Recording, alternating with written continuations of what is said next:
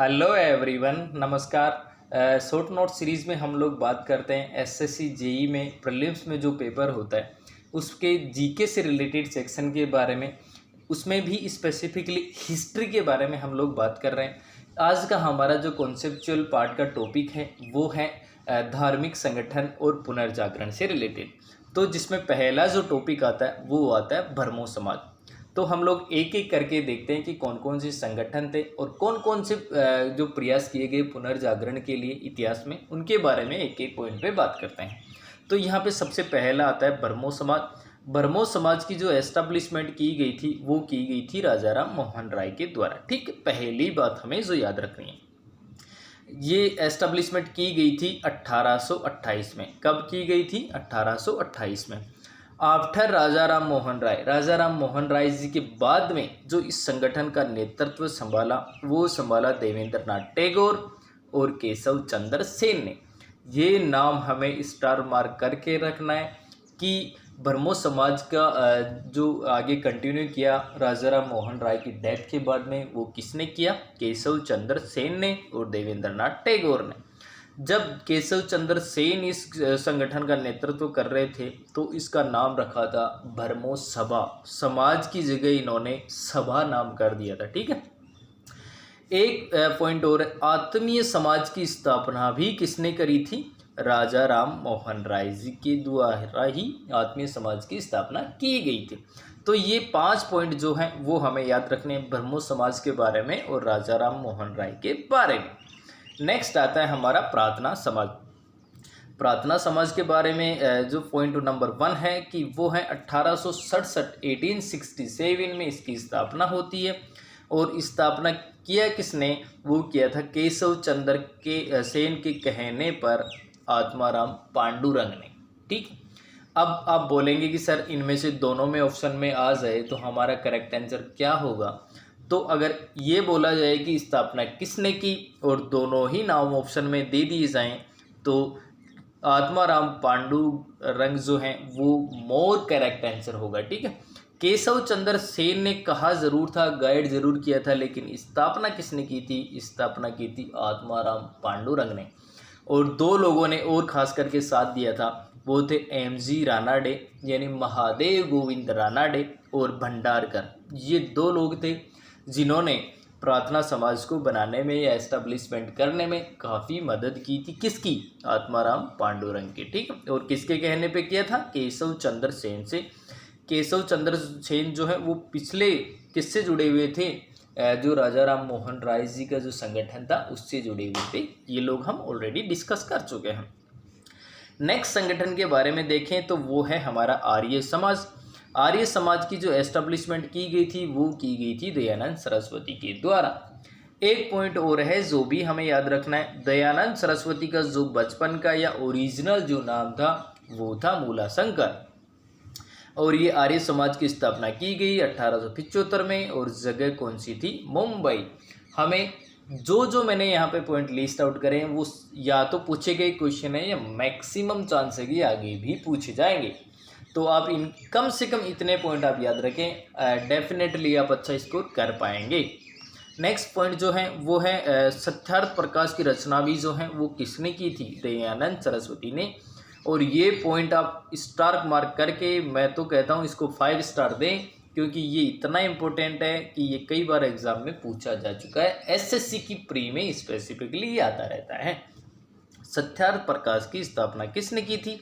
वो है दयानंद सरस्वती ने। ठीक है। इतनी बातें हमें याद रखनी है आर्य समाज के बारे में। नेक्स्ट है हमारा रामकृष्ण मिशन, जिसके बारे में है कि 1897 में ये किसने स्टार्ट किया? स्वामी विवेकानंदा ने, जो कि स्वामी रामकृष्ण के भक्त थे या उनके शिष्य थे।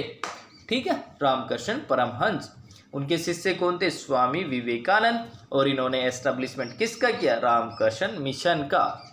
इन्होंने एक ग्रुप और बनाया 1894 में, वेदांता सोसाइटी। और वो कहाँ पे बनाया? वो बनाया आउट ऑफ इंडिया यानी कि न्यूयॉर्क यूएसए। तो 2 पॉइंट हमें याद रखने हैं रामकृष्ण मिशन के बारे में। यानी पहला 1897 में एस्टेब्लिशमेंट हुई और एस्टेब्लिशमेंट की किसने? वो की स्वामी विवेकानंद ने। 1894 में विवेकानंद जी ने एक और संगठन बनाया, उसका नाम था वेदांता सोसाइटी, और बनाया कहाँ पे? न्यूयॉर्क में। अगर आप ध्यान से पढ़ रहे हैं तो डेफिनेटली आपको यहीं क्लास में ही याद हो जाएगा, ठीक है।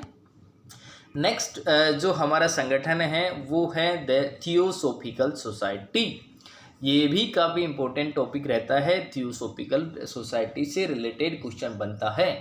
1875 में इसकी एस्टेब्लिशमेंट होती है और करने वाला कौन है? Madam Blavatsky. ये नाम आप याद रखें, madam Blavatsky and colonel Olcott. ये आउट ऑफ इंडिया में एस्टेब्लिशमेंट होती है 1875 में। सबसे पहले एस्टेब्लिशमेंट कहाँ पे होती है? न्यूयॉर्क में। सबसे पहले इंडिया में जब ये संगठन एंट्री करता है तो उसका ऑफिस खोला जाता है अडियार में, और ये है मद्रास के पास में, और टाइम पीरियड जो था वो था 1882। देखो 1875 में एस्टेब्लिशमेंट होती है न्यूयॉर्क में, और 1882 में इसका कार्यालय जो है अडियार में खोला जाता है। एनी बेसेंट जो है इसी संगठन से जुड़ी हुई थी, और वो इंडिया में आई थी 1893 में। आपको याद होगा कि कांग्रेस की पहली महिला चेयरमैन कौन थी या प्रेसिडेंट कौन थी? तो वो एनी बेसेंट ही थी। महात्मा गांधी ने अपनी नाइटहुड की उपाधि क्यों त्याग दी थी? क्योंकि एनी बेसेंट को होम रूल मूवमेंट के अगेंस्ट गिरफ्तार कर लिया गया था, तो उसके अगेंस्ट में महात्मा गांधी ने अपनी नाइटहुड की उपाधि त्याग दी थी। तो इतनी बातें हमें थियोसॉफिकल सोसाइटी और एनी बेसेंट के बारे में पता होनी चाहिए। नेक्स्ट जो संगठन आता है उसमें है अलीगढ़ मूवमेंट। अलीगढ़ जो मूवमेंट हुआ था उसमें नेतृत्व किया था सैयद अहमद खान ने, और 1875 में एंग्लो मुस्लिम स्कूल की भी इन्होंने स्थापना करी थी। किसने? सैयद अहमद खान ने।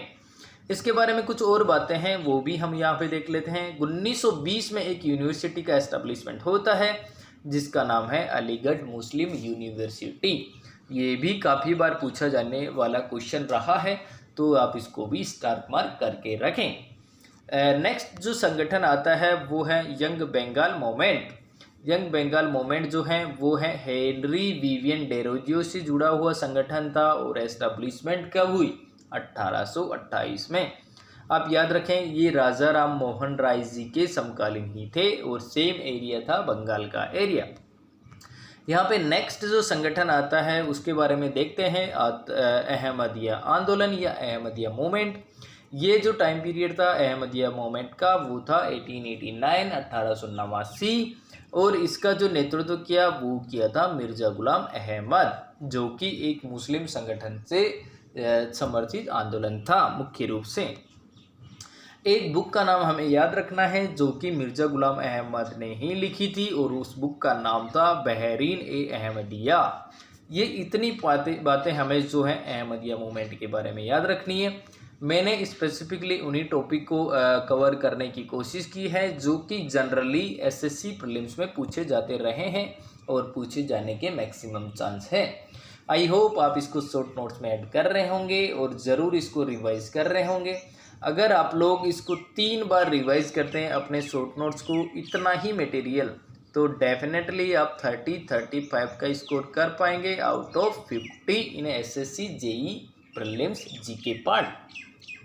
नेक्स्ट क्लास में हम लोग आगे के टॉपिक पे बात करेंगे। तब तक के लिए धन्यवाद।